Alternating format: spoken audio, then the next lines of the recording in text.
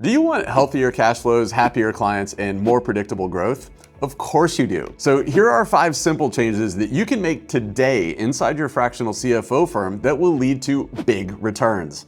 Let's dive in.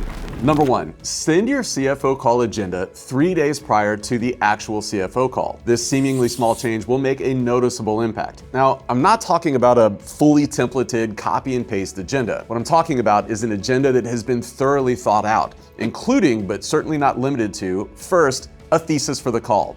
What is the key message that you want to cover with the client on the call, and why is it critical? Second, I want you to include a run of show or an agenda for the call. What are the major sections or milestones that you want to make sure you cover?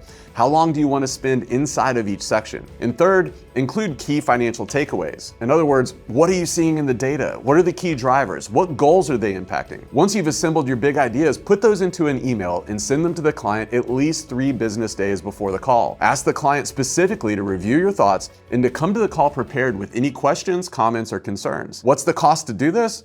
Well, you gotta have your act together ahead of time. You can't wait until the morning of your CFO calls to start preparing anymore, which you probably know you shouldn't be doing anyway. But what's the return on doing this? Well, your calls are more meaningful because of the preparation, and that means your clients are better prepared as well. This leads to better client questions and more value added through your services. Client satisfaction goes through the roof, and so does client retention. Number 2, I want you to auto-draft client payments and do it ahead, not in arrears.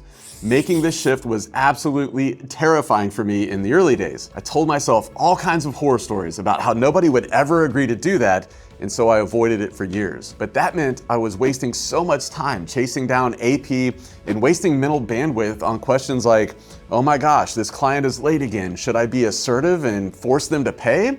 Or will that just scare them off? Maybe I should just let it go for now, or maybe I can be sort of assertive? I don't really know. Nearly had an aneurysm doing all the mental gymnastics thinking this through. Finally, in 2019, I took the most boldest of all steps. I was just about to close a new client that I really needed. Cash flow was tight back then. I went through the scope with them, and then we talked about pricing and expectations. And then I told the prospect that we bill at the beginning of the month instead of at the end of the month. Sweat started dripping from my brow. My knees got weak. My palms were moist. Tension throughout my entire body. The prospect stared at me for an eternity. Finally, the silence was broken. Cool, send over the invoice. I'm excited to get started. Here's the truth. It's been half a decade since that moment, and not one time, not once, has anybody ever pushed back on billing and charging automatically at the beginning of the period. Not one time, not once, not ever. What's the cost to do this? Well, making the decision no matter how scary it is, but what's the return? Well, you're not chasing AP and you're not trying to play mental gymnastics about when to push on unpaid invoices and how to handle it. Oh, and there's a lot less friction between you and your clients. Change number 3 is a complete game changer if you answer yes to any of the following questions. Are you tired of being broke? Are you tired of inconsistent leads? Are you sick and tired of missing your growth targets every month, every quarter, and every year? Well, if so, the solution is simple. You've got to spend at least 30 minutes a day prospecting. Now, you might be thinking, 30 minutes, that's easy. I already do way more than that. That's what I thought too. But here's what prospecting is. Number 1, it's things like reaching out to people who might need your services and telling them how you might be able to help. It might be connecting with potential referral partners. Or number 3, it might be trying to get speaking opportunities. You might even go to networking events and meet with potential clients. Now, here's what prospecting is not. It's not posting on LinkedIn. It's not fooling with your website. It's not scrolling through the scroll hole on Instagram or TikTok. It's not contriving a plan about how you're gonna start prospecting tomorrow. Now, let me be clear. I am just like you. I do not like prospecting. In fact, I hate prospecting, but I also hate being broke. In the same way, I don't like running, but I also don't want heart disease. So what do? I run and I prospect. So yeah, prospecting sucks, but doesn't being broke suck more? You get to choose your suck, and only one choice is gonna actually grow your firm. What's the cost? 30 minutes a day a suck. 2.5 hours a week of suck. What's the return? Well, it's a posh P&L and a banging balance sheet. That brings us to number 4. Just niche already.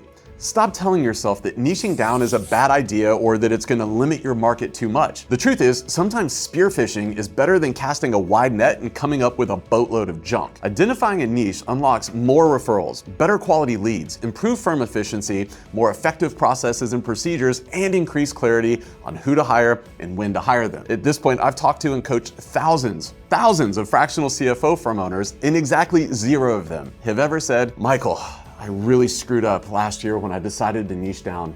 I really wish I hadn't done that." If you're stuck on how to create a niche, I wrote an entire blog article on exactly how to do it.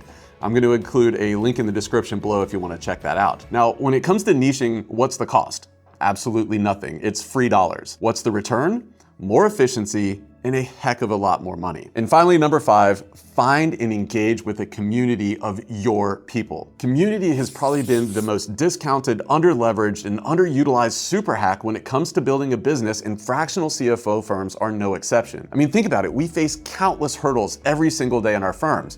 Pricing, bad hires, frustrating clients, market shifts, regulatory changes, new tech to learn, old tech to fix, late payments. And that's just before lunch. You can face these challenges alone and try to figure out what to do and how to do it, or you can surround yourself with a community of other people in the same boat. Some of those people will be ahead of you in some areas. Some of those people will be behind you in other areas. Some of those people will be right where you're at right now. When you find the right community, you and your peers are working together to support one another. This short circuits the entire process of figuring out all the hard things on your own. In fact, community is probably the most proven hack in building a business and in life. I would say that if there is any sort of easy mode in business, it's community. What's the cost? Well, 30, maybe 45 minutes a week to invest in the community, maybe $1,500 a year to join. But what's the return? You work faster, you work smarter, you're more efficient, you have accountability, you have fewer headaches, better profits. Oh, and not feeling alone all the freaking time. That's huge. If you're looking for a community full of your people, then I'd love to encourage you to check out the Inner Circle. Now, I know I'm a little bit biased, but this group is pretty special. There are 350 or so highly collaborative firm owners inside. I've included a link to the Inner Circle below if you'd like to check out more. When it comes to community, I want you to remember this. The people at the top of the industry are collaborating. The people at the bottom of the industry are competing. Where do you want to be? So here's the deal. I know none of these changes are particularly sexy. You're probably not going to talk about any of these with your girls on the golf course or with your buddies at the bar. But the time and dollar investment is extremely low and the ROI can be massive. So just pick 2 or 3 of these small changes and your firm is guaranteed to see some explosive growth over the next 12 months. And if you want to make an even bigger change, check out this video on making the switch from task-based pricing to outcome-based pricing. I share the exact pricing model that I use to achieve a $1 million run rate and beyond. Consider the switch, enjoy the gains, and I'll catch you next time.